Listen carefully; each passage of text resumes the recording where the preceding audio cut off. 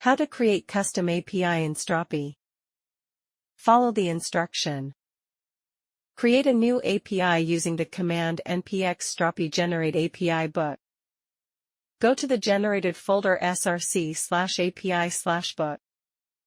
Open controller/book.js file. Add a new function inside the controller named custom hello. In the custom hello function, use ctx.send to return a response like a message.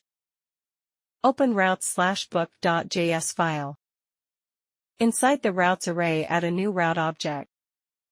Set the method to get and path to /book/hello. Set the handler to book.customHello and off to false if no authentication is needed. Open services/book.js if you want to create custom logic. Define a function inside the service and return any data you need. Use the service function in the controller if needed by calling strapi.service. Start the development server and access the endpoint through the browser or API client.